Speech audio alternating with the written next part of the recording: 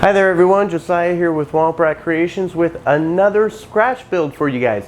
This week I build this floating light up Jedi Training Remote. And at the end of the video I tell you guys how you can win this. Totally free.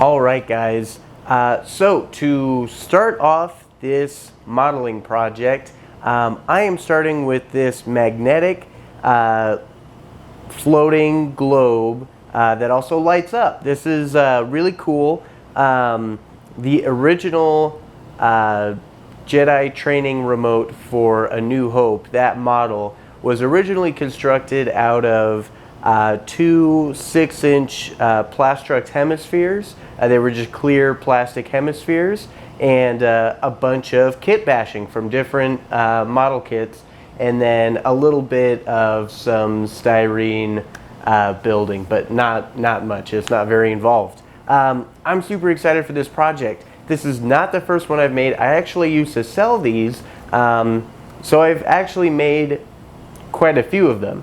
But I'm going to take you guys through this today, and then at the end I'm going to give it away. So we have another giveaway. So the reason that I am not just going with the basic two clear plastic hemispheres is because I want it to float and to light up. And this is the easiest way that I could think of. This is a 6-inch globe, so it is the correct size. But we're going to have to change it up a little bit. So the first thing that I need to do, I'm actually going to unplug this and get it out of my way. But the first thing I need to do, I also need to get these greeblies out of the way.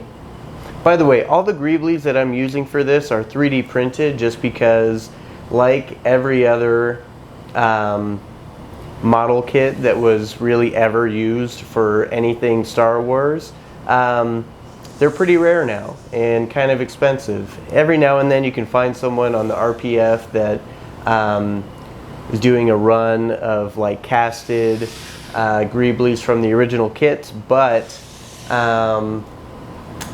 it's just easier for me anyways, it's easier for me to 3D print them out. They're accurate, they're the right size, and it's just the cost of filament, which is pretty cheap. But before I can get into greeblies, I need to dress up this globe. And the first thing I need to do for that actually is, because it lights up from the middle, if I paint over this, all of this is still going to show up on through the paint. So I need to take this off. And luckily this is just a like a pretty thin film that's laid over a clear plastic globe that is actually two hemispheres put together. So this is actually constructed really well for this purpose. I just need to get this film off, which means I need my little modeling toolkit. And I'm just going to go through and right at the middle where the two hemispheres meet, I'm going to start peeling this film off. And this is actually a really simple, easy build that has a pretty low threshold for entry. You don't need any crazy skills to make this project happen. So if you guys can find a floating globe, or really if you just wanted to find two 6-inch hemispheres, if you don't want it to float,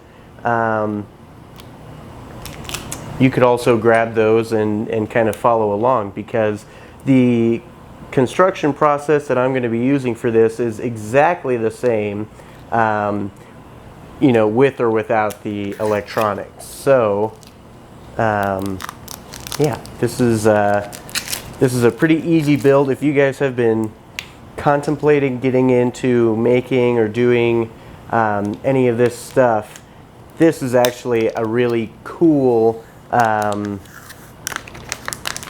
fairly easy project to get into. And I suppose the hardest part of it would be sourcing your greeblies. But like I said, you can look at the RPF. They will sometimes have a set of greeblies on sale. You could even try a Google search, really. But if you have access to a 3D printer, you can totally just print these greeblies out. It's so easy.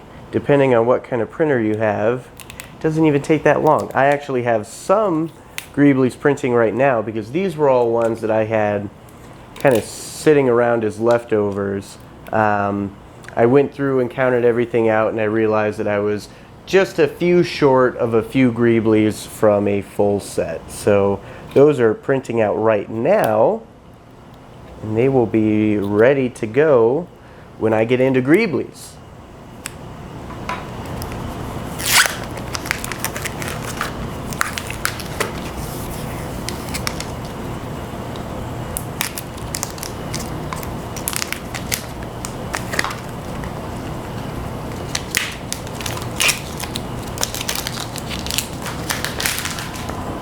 All right. Film comes off pretty easily once you get it started. And as you can see, I still have some around the equator of this this globe, and that's okay. It's I'm going to actually be getting in there, so I'm going to go through with my X-Acto knife on the actual seam and just start kind of pushing them apart.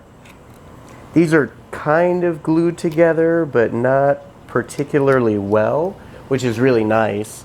I suppose you don't have to break these apart, but it just makes laying everything out so much easier. With this, I'm going to have to do a bit of planning out on the actual hemispheres to get the, I'm going to have to divide it down into 45-degree angles and make sure everything lines up between the two hemispheres, and it's way easier to do that if you take it apart, but you don't have to. I just find that to be the easiest way.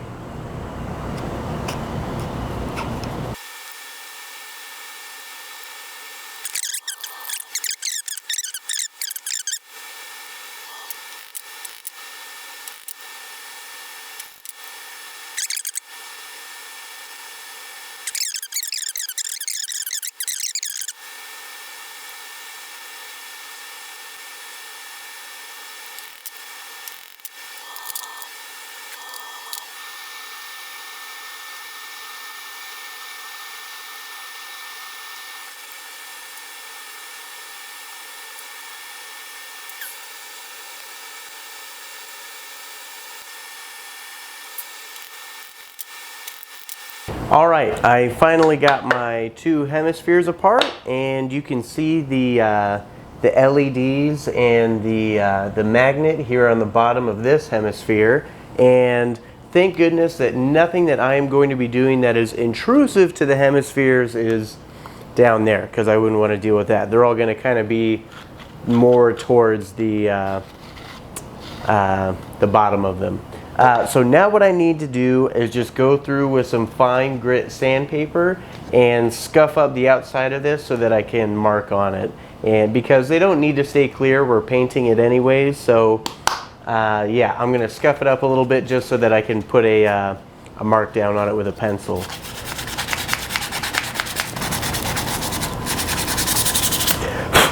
All right. Oh no. Should have seen that coming. Blew off some of my greeblies. All right, I think I got all of them. Let's see.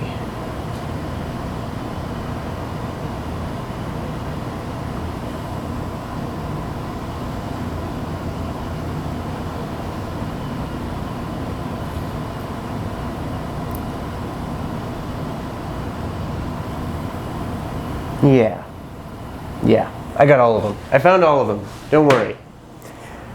I have done that. I have had something roll off the workbench and hit the floor and roll off somewhere never to be seen again. Maybe I'll find all of it while I'm moving. Who knows?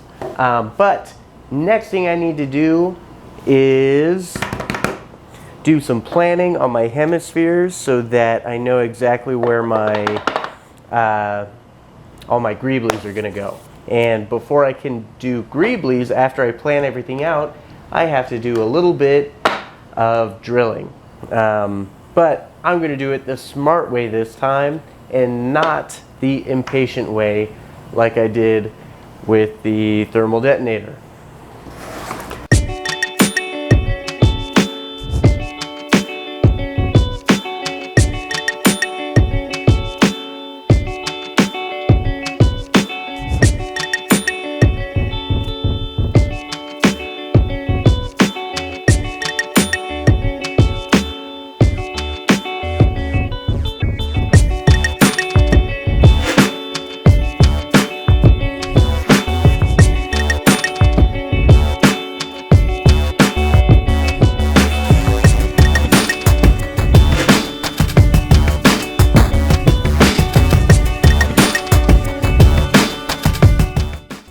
Alright guys, I know that it's kind of hard for you to see my pencil lines on here, but trust me, they are not very interesting. I use some of my Dymo label maker tape to create a straight line between the marks that I made on both sides and through the center at the top. And then I just traced out some lines that divide my hemispheres into sections of 45 degrees. Now I need to cut out some sections for some of the greeblies, and let me go ahead and grab those real quick, or I'll just grab one for right now. So the reason that these were over there is because these are the only greeblies that I can paint beforehand and everything be okay. But these greeblies there are 4 of these on the on both hemispheres, so 8 in total, and 4 each, 4 on each hemisphere, so for a grand total of 8. These are, like I said, all of mine are 3D printed, but these were originally from a truck model kit, and these are the inside of the tires. And the original ones, if you can find these in a actual model kit, they will come chrome plated, which is an upside to using the real thing.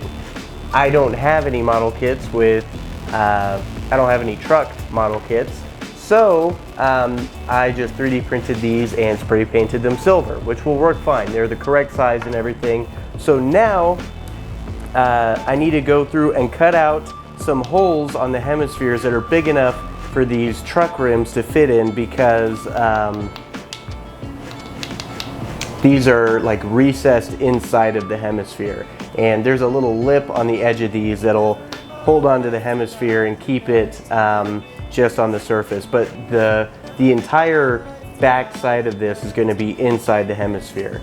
So I need to figure out where to make my marks, and then I'm going to use this to actually trace an outline on my line, and then I'm going to use my Dremel to cut out the holes for them. So I need my calipers,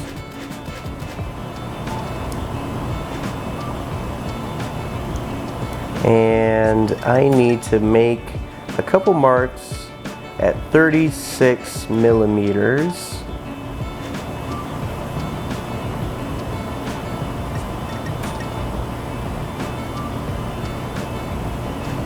All right, 36 millimeters from the bottom of the hemispheres, and these go on every other 45 degree mark.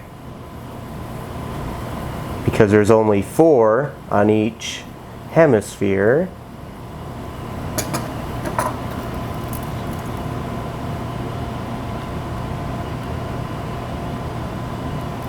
Okay.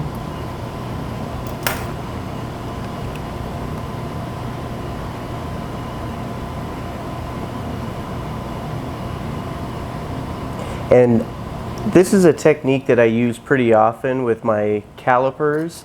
I will measure them out to whatever distance I need, lock them down with the little knob on top, and then I will actually use the edge of the caliper to indent a mark in whatever I'm doing. It just makes things a little easier. These hemispheres are actually pretty tough.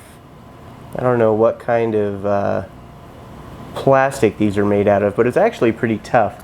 So I'm not able to make a good enough indentation that I feel confident that I'd be able to find it again later without having just done it. So I'm going over it with a pencil right after, just so that I know I don't lose it. But especially when working with styrene, this method works really, really well. Styrene is pretty soft, and you can leave a pretty good indentation as a mark for measurement.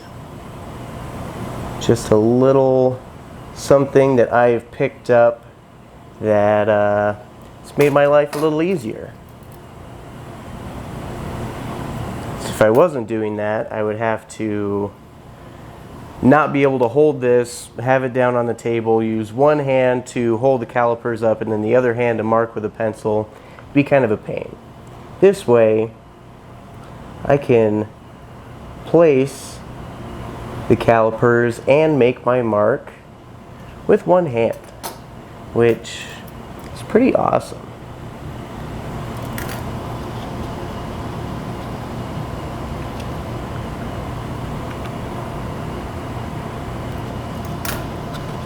Okay, all of my marks have been made. Turn that off so I don't waste the battery. Now I just need to go through and center the truck rim over my mark, because that mark is the center point for the hole that I'm going to be, the holes that I'm going to be drilling. And I'm just going to trace around this, which is not the most accurate way to do this, but I'm going to kind of slowly be bringing this out from a center hole. So I'll be able to test fit a truck rim inside of it just to make sure that that it's a really snug, nice fit. I'll be able to kind of creep up on it slowly.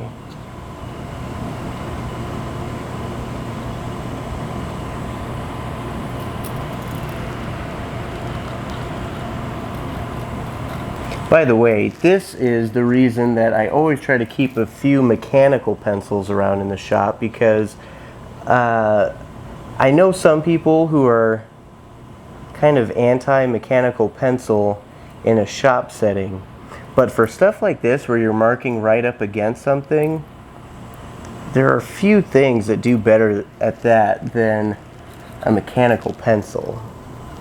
Yeah, they might be a little more of a pain if you run out of lead, but I'm telling you, for this purpose, there are few things out there that do better. All right.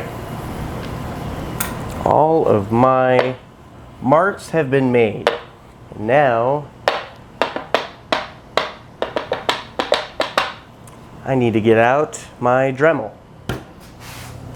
And it's actually right here, because I've had it plugged in because I really don't want it to die while I'm doing this, and it doesn't have a real home yet, so I don't have a spot yet where I can just plug it in and it lives there, and then I can just come unplug it whenever I need it. So whenever I do need it, I kind of have to plan ahead and make sure that it's plugged in for a little bit. I need these, and there is probably, I'm going to start out with this bit right here. And I believe this is actually meant as like a sanding bit, but I am really hesitant drilling into especially hemispheres with an actual drill bit. I'm sure if I started out with a small enough one it would be fine, but yeah, I have a bit of hesitation with that since the thermal detonator. So I'm going to be making my hole with this and then kind of bringing it out a little bit until it's big enough for my actual sanding drum to fit in. And that's what I'll use to get my final hopefully perfect-ish circle in the hemispheres.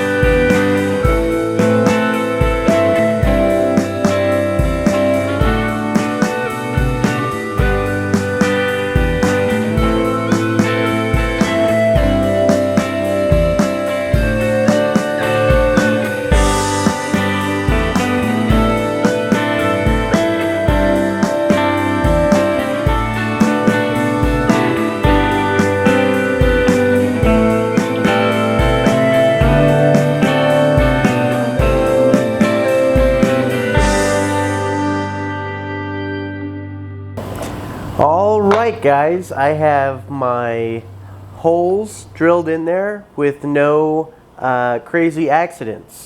That's what happens when you do things the right way. And I continually relearn that lesson all the time. So if you end up causing some kind of horrible destruction to your project, you're in good company. But today that did not happen, and I am very grateful. Now what I'm going to do is, I think, because it has been a while since I told you I have made plenty of these, but it's been a while, and I like to think that I've learned a thing or two since then, and I try at least to pay much closer attention to my order of operations to try to make things as easy as possible. So I've thought through this, and I think what I'm going to do next is glue these two hemispheres back together. That's right. Really, the only reason that I took these apart was to make it easier to plan out my my 45-degree marks on this. It's up to you whether that is worth it to you or not. But yeah, I think I'm going to go ahead and glue these back together with some super glue, and then I will hit the seam with some spot putty, and then I need to sand that down. I can get onto some greeblies, and then some painting, and then some more greeblies, and then some weathering, and then I think we'll be done. Oh, I'm going to be doing some cool stuff to the base of this too. But for right now, I just need to glue these two hemispheres together. And that should be a fairly simple process.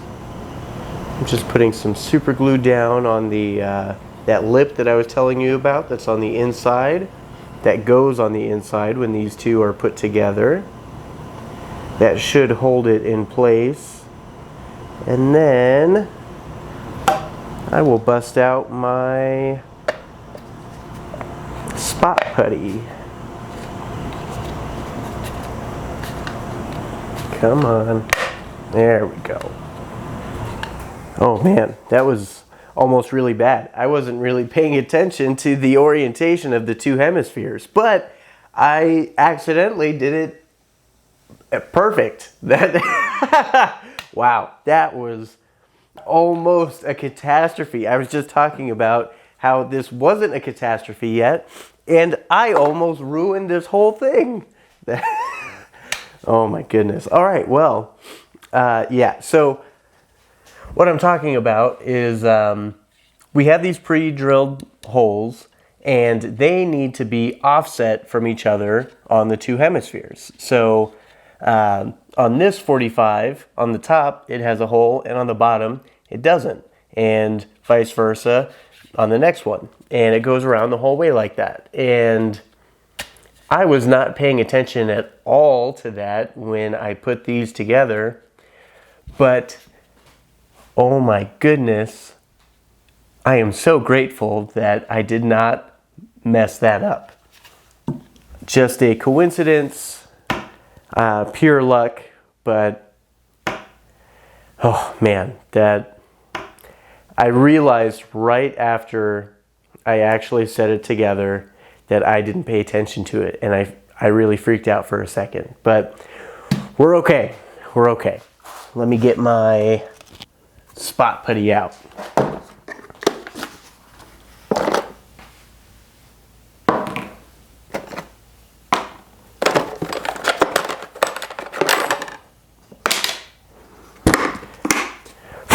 It's all dusty. I need to, one of the things that I'm looking forward to in the new shop is coming up with a solution for dust control, because that is something that I really need in my life. But right now what I need in my life is something I can use to mix my putty on. And what am I going to use?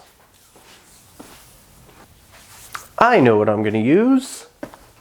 This piece of wood that is waiting to be disposed of will do quite nicely for a mixing pad.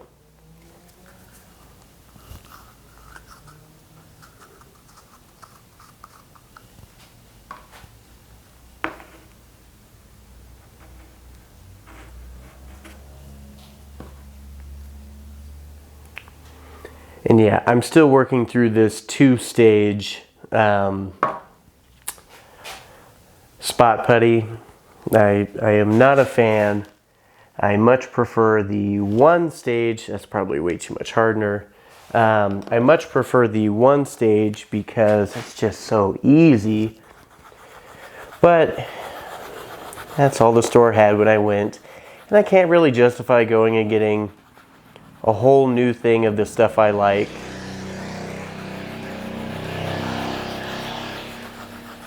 That's obnoxious. I can't really justify going and getting a whole new container of the stuff that I like when I have this basically full container of stuff that I don't like. I gotta go through that before I can move on to the good stuff. Hopefully the store will have it when I go.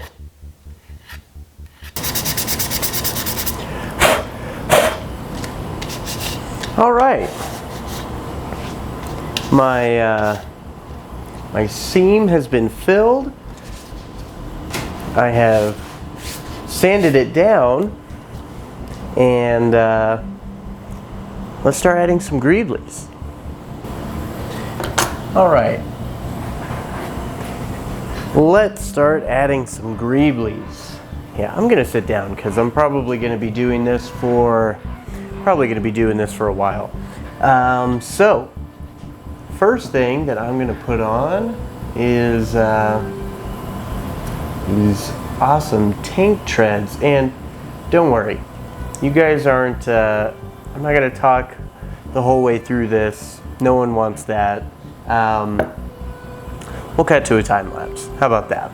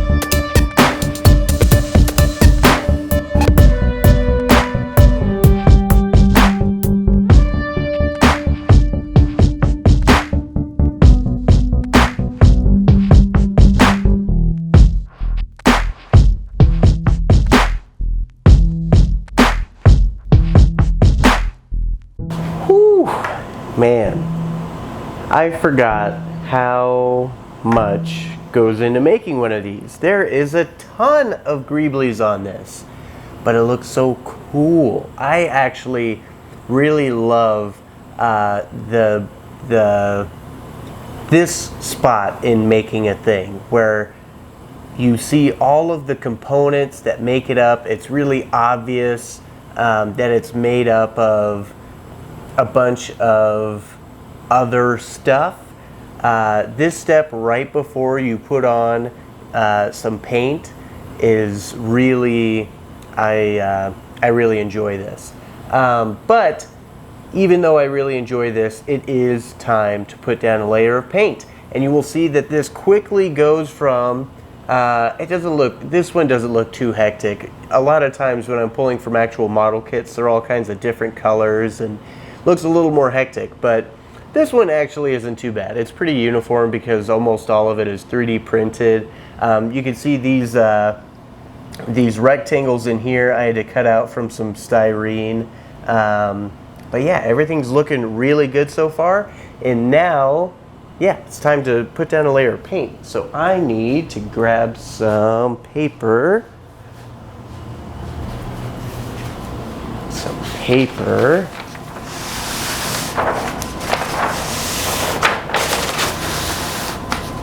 I know. You want to be turned around, and I will turn you the other way so that you're not bending up on yourself. But, I mean, that's not heavy enough. What am I thinking? I'll use the base. I thought a lighter would be heavy enough to hold down this paper. What is wrong with me? It is pretty late for me.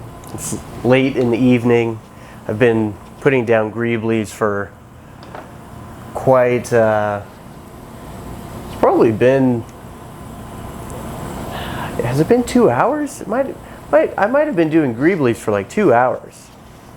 Everything on there is pretty precise, and if it's not in the right place, it doesn't look right. So.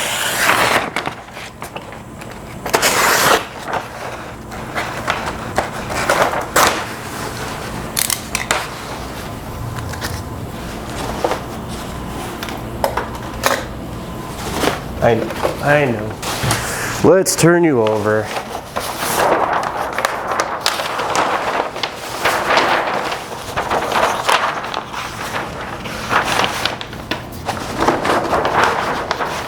There. Don't need to be perfect. Just cover the work surface. That's all I ask of you. Okay. Yeah. It's not pretty, but it does cover my whole work surface. And you know what? I can use my lamps, look at that, to clamp down the paper so it behaves. There. All right. Let's bring out the remote, and I told you I'm going to be doing some stuff with the base, and this is where that comes in. I need, dang, I'm running seriously low on a lot of stuff.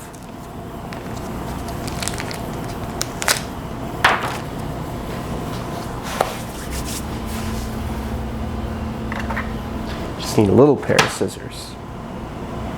I don't know if I've talked to you guys about this yet.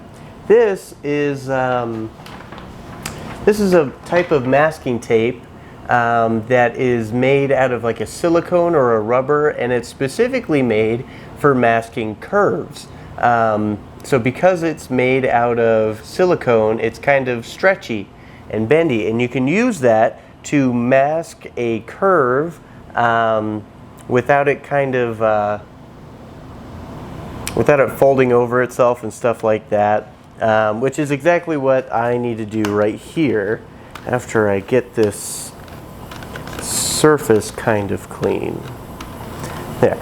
All right, so this base has this ring around the center and then this ring around the outside that has LEDs under it, and I don't want to paint over those. So I am going to use this tape to mask over those, and unfortunately I only have this really thin tape right now. I usually have a thicker one as well, but I have been neglecting replacing things because I've been focusing on this upcoming move. So a lot of my stuff that I usually stay stocked up on is running pretty low, or I'm completely out. But this will work. I'm just gonna have to do a couple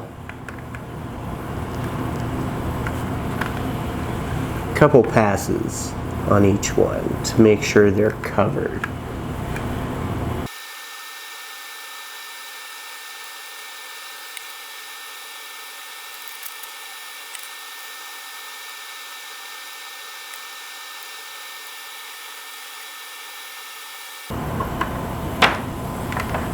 Alright, I ended up having to do like 4 passes on this because this stuff is so thin. It was the thicker version of this tape that I had was perfect for this because it was just the right size to where I only had to do 1 pass all the way around, and it completely covered that and didn't overshoot onto the actual face that I was going to be painting. So yeah, now for this outer one. All right, just gonna throw on some flat white.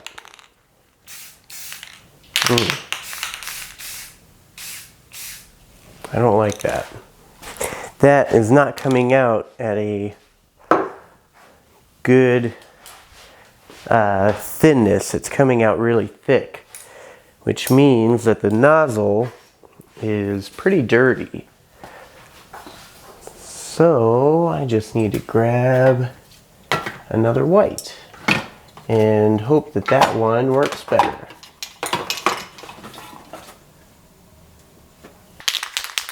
All right, sorry about that. Oh, that's much better.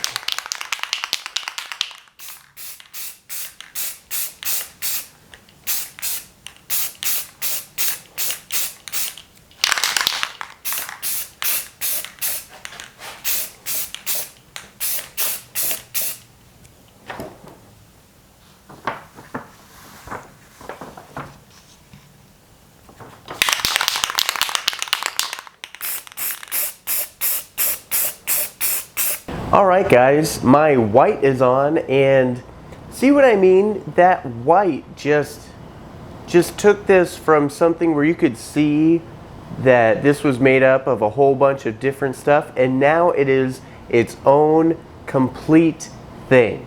I think that transformation is really cool. But I'm obviously not done with this. We have a couple more things to do. But I told you, I'm going to set this aside for the moment. I told you guys that I'm going to be doing something cool with the base, and I am going to get on that right now. I am super excited for this, and I'm sure you can tell I now am much more energetic than I was in the last shot. That is because it is the next day, and I have had some sleep. And I am feeling fantastic. There's a new day in the shop, and I can't wait to get this remote finished. This is actually coming out. Oh, that's okay. This is actually coming out really well. I am super excited.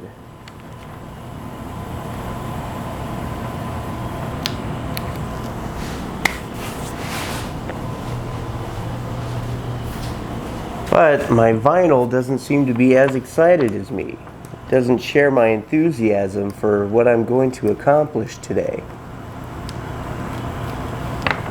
It needs a little bit of coaxing, a little bit of convincing.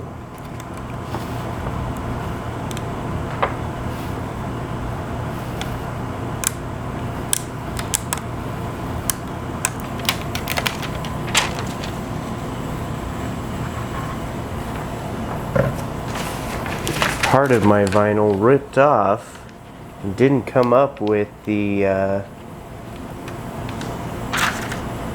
transfer tape.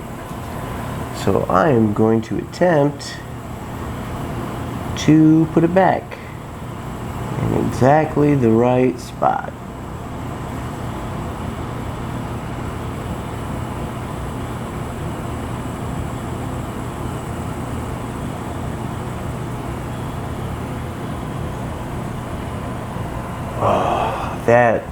That actually looks really good.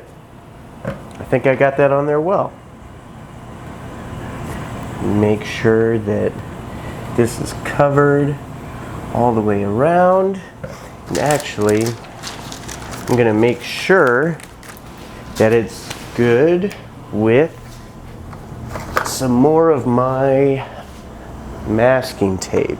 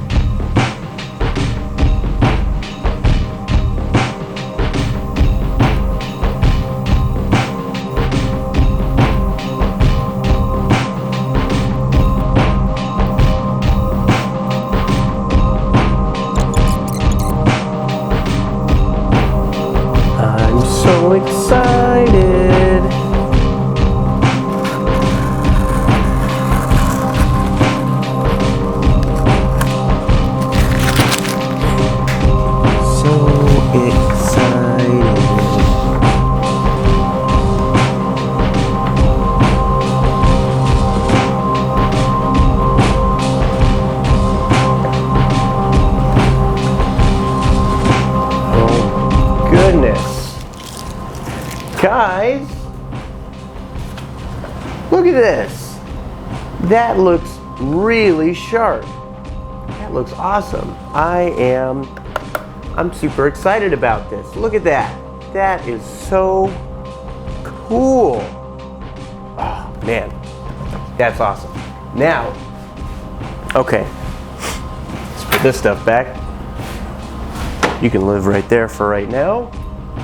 All right, so we have our base with our awesome Jedi Order symbol and our Jedi Training Remote that still needs some attention, but it's starting to come together. I can go ahead and get rid of this paper. All right, guys, so now there's obviously a couple more colors that need to go onto this, and am I cutting off my head? I am. All right, guys, there's obviously a few more colors that are on this remote, and one of those is kind of a cool color because it allows me to talk about the difference that film, especially older film, can make on color. So around the shock emitters, these things are truck rims, there's a little circle, and most people, when watching A New Hope or I mean, let's see, I think these appear in Attack of the Clones, Rise of Skywalker, but in most of those you would probably say that that color that goes around the shock emitter is red. And you're not wrong. I would have said the same thing. But it turns out, which is very common with a lot of stuff, especially from the original trilogy movies, that film can kind of play tricks on you, and a lot of the paint, when hit with different lighting, appears very different shades of a certain color. And so this red that is on there is actually a rust color. So it's much more brown in person than it might look when you're watching the movie. But believe it or not, that's actually accurate. If you ever get a chance to look at the real thing, the original prop is still on display in some museum today. It is shockingly brown. There's a hint of red in there, but this rust color is perfect for that because it's kind of brown, but it has a reddish tint to it. It's really perfect. So I'm going to go through and, unfortunately, I mean, I could go through and mask all these areas off and spray it down, but that's so much work. It's actually easier in this case to just go through and hand paint it, but it's still going to be a little time consuming. But you guys don't have to watch. It'll be over in a snap. It's done. That was super easy for you guys, right? I've been painting this for a while now, but it's really starting to come together. Look at this. I mean, this is, we're like one step away from a possible finishing point. Of course, we're gonna have to make it a little dirty, but no, this is coming out so nice.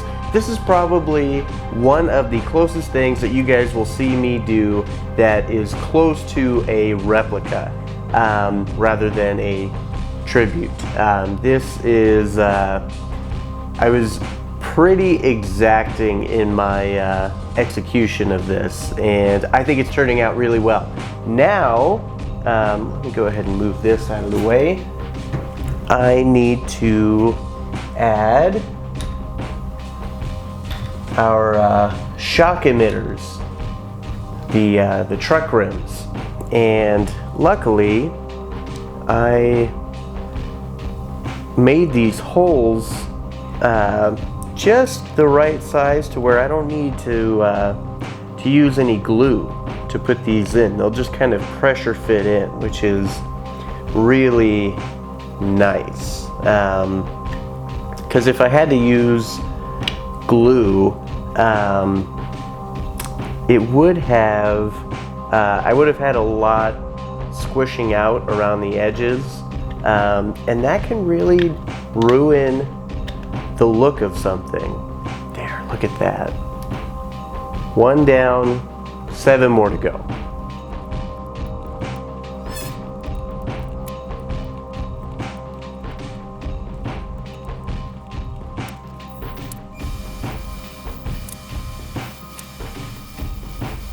All right, look at that. All the shock emitters are in place, and now I can make it just a little dirty. I know it looks beautiful, but I cannot in all confidence call this a Star Wars prop without making it a little dirty at least. All right, so I need some of these. And I think we'll start out with the black. This, I can definitely tell you that this is the best training orb that I have made. And to be honest, I don't know what the difference is between this and all the other ones that I have made, but it might just be that it's been a while and I've gotten better. Maybe that's it. I've just gotten better at planning things out, which is always nice to see some kind of actual some way to quantify that. And sometimes that means going back and making something that you've already made before.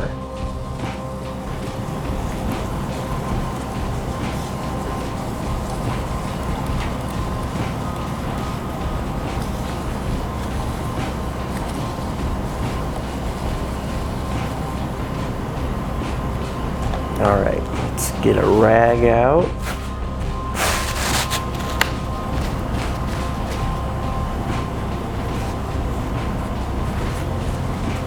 This is one of the most fun parts of any build though. Going through and dirtying it up, it just brings it into the real world.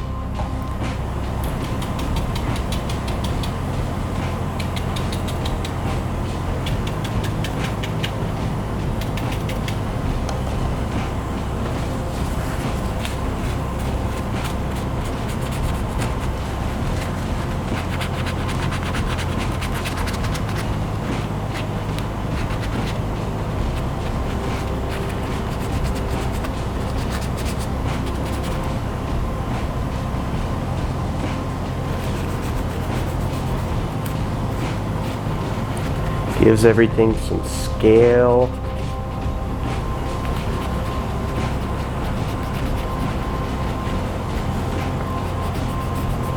Because nothing in life is ever really clean.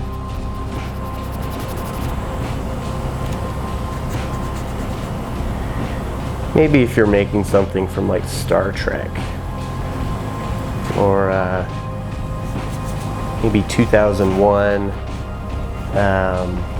Like Hal. When I made Hal, I didn't dirty him up because Hal's not really dirty. It's pretty clean. Pretty clean guy. But if you're making Star Wars, you gotta make stuff dirty.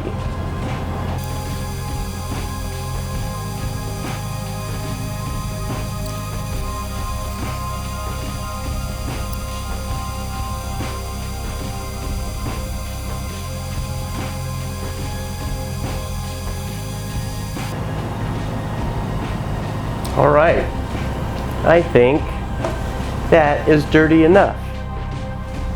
I could go through for a long time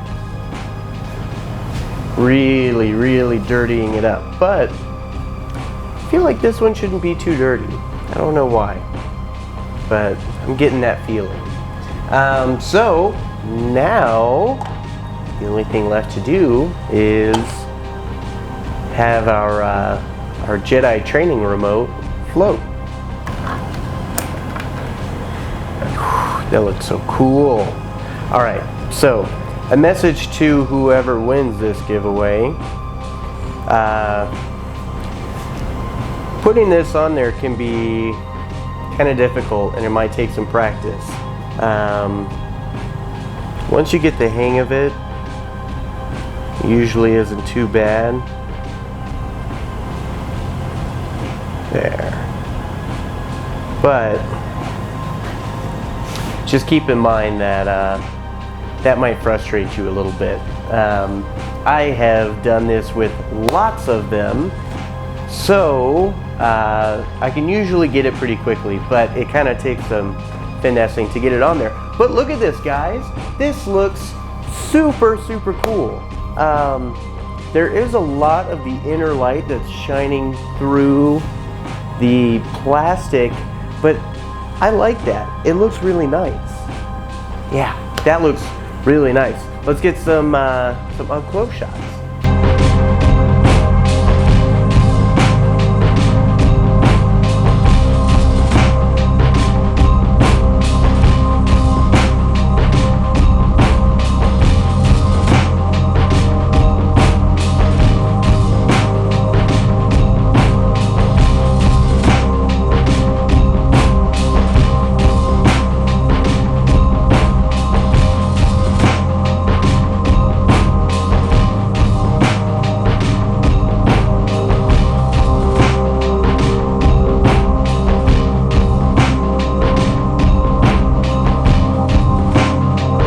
Alright, you guys, thanks for sticking around for another build.